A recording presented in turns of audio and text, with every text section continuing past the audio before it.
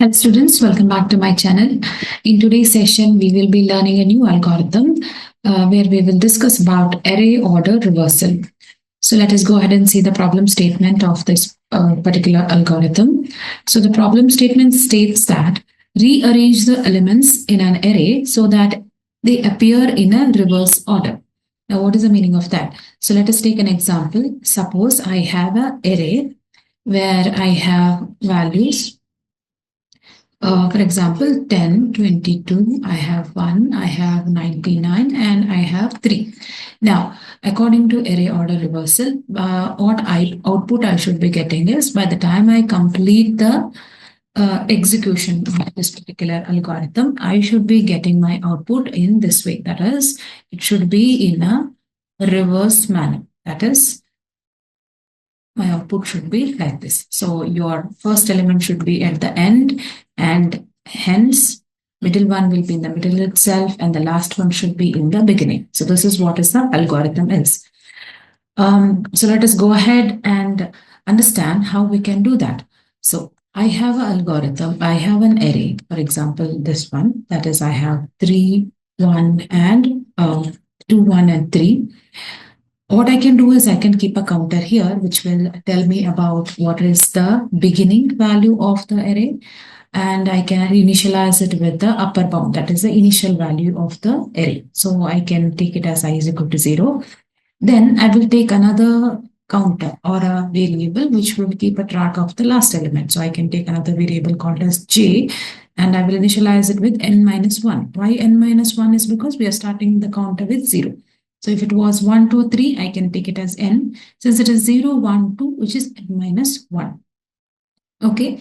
So now next what I can do is I can just compare if I is equal to j, or also I can compare that until I is always less than j.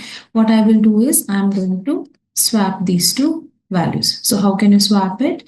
You can use a swapping algorithm which we have already learned using a temporary variable that you can use in order to swap the values. That is, you can use it store it in a temp, and then you can swap the values. So once initially what happens is once you swap the value, 3 will be here and 2 will be here. And after that, you can just increment the value of I. So I will come over here and decrement the value of j, and now j is here. Okay, so until and unless it is less than. So now here when it comes to the I and j value, I is not less than j, hence you can stop the algorithm. It's very simple. So let us go ahead and see the algorithm, and then we will take a bigger value in order to iterate the array, iterate the algorithm. Right? So this is the algorithm where I'm saying let A be an array of elements to be reversed. I'm going to declare variables a, n, I, j, and temp. Okay, so A is the array. So let me just take an example where I have values 1, 2, 3, 4, 5, 6. I will take even numbers. So let me take this value. Okay, so now read n element and store an array. So that is what we did. I have n is equal to 6 here. 6 elements I'm reading. I've also read the elements and I've stored it in the array A. So while you're writing the code, you can use a for loop and read the elements. Now I'm going to initialize I is equal to 0. Now remember what I said, I is equal to 0 is nothing but initially I is in the beginning, and j is equals to n minus 1. N minus 1 is nothing but 5, which means my index, this is 5. Hence j is going to be over here. Okay, so initially I value is 0 and j value is 5. According to our example, while I is less than j, so I'm just checking whether my I value is less than j. Yes, it is true. What I'm going to do is exchange the ith element with the jth element. So I'm going to exchange this value with this value. So what code can I use? I can take a variable temp, and I can store the value of I here, a of I. Then I can say that a of I is equals to a of j. Okay, and then I can store the value of I, which is stored in temp, in a of j. So this is a standard exchange code you can write. So once I do that, what is going to happen is my values are going to be swapped. 2 and 7 are going to be swapped. Okay, so 7 is going to come here, 2 is going to come here. What is the next step? So this is your first iteration. Second iteration, I am increment I by 1 and decrement j by 1. So this is also in the first iteration itself. I am going to increment I. Why? Because I am done with this. Now I want my I to move forward. While I am going to decrement j. Why? Because I am done with this part. This we have done. Now I want to move this way. Okay, so in the next, once again, we are going to come back to I and check the condition. Now I'm checking whether 1 is less than 4 because I value is 1 and j value is 4. Of course, it is less. Hence, once again, we are going to exchange the value of I and j. So what I'm going to do, once again, I will swap. So by the time I will swap, my 3 and 6 are going to be exchanged and then I'm going to get a value here, 6 over here and 3 over here. All right.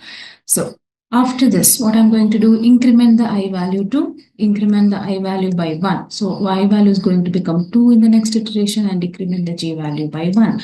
So now my I is over here. Okay. So this was 6 and 3.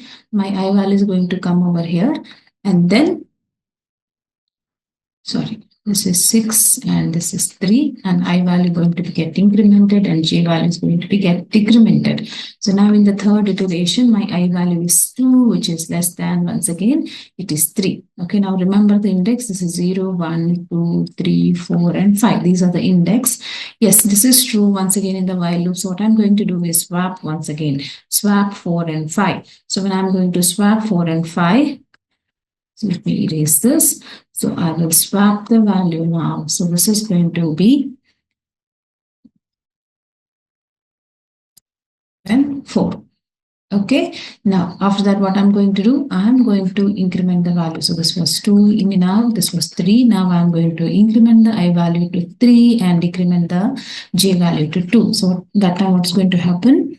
This is I is going to come over here and j is going to come over here. What has happened is they have crossed each other. Okay. Now we need not do it when they have crossed each other or when they are at the same position. Why? Because which means we have already done the swapping of this. All right. So at the fourth iteration, I'm going to check whether I is less than j. I value is 3 and j value is 2. This is going to become false. Hence, I will stop the algorithm. All right. So this is how this algorithm works. So in case if there was since it is an even number of values, we have crossed the I value and j value. What if I had a odd number of values? That is, I'll take the same example, 2, 3, 4, 5, 6. If I, in this case, same thing would have happened. I would have started with I and j, exchange the values. So 6 would have come here, 2 would have come here, increment I, decrement j, 5 would have come here, 3 would have come here. And in the last iteration, I and j both would be here. Okay, so that time once again I'm going to check whether I is less than or equal to j, which is false in this case, and hence we will stop the algorithm. Now you might see that we are not going to do anything about this. We are not swapping it. It is not required because it is in the center. Even if you are writing in the reverse order, that is initially my value was 2, 3, 4, 5, 6. If I'm reversing this, it will be 6, 5, 4, 3, 2. So as you can see, the position of 4, the middle element is going to remain same. Hence, we are not going to swap it with anything. It is going to remain same. This is only in case of the number of elements in your array is odd. In case if your number of elements in your array is even, as you can see, we are going to swap all the elements and I and j value will cross over each other. Okay, but when in case of even odd number of elements in an array, you will always get I and j value equal, but we are only looking for only when I is less than j, only we are going to the exchange. All right. So once we complete this iteration, now our array is being swapped as in reversed. Now you can print the array. All right. I hope this algorithm is clear. It is a very simple algorithm if you understand the logic. So that's all in today's session, students. Thank you for watching. Keep learning.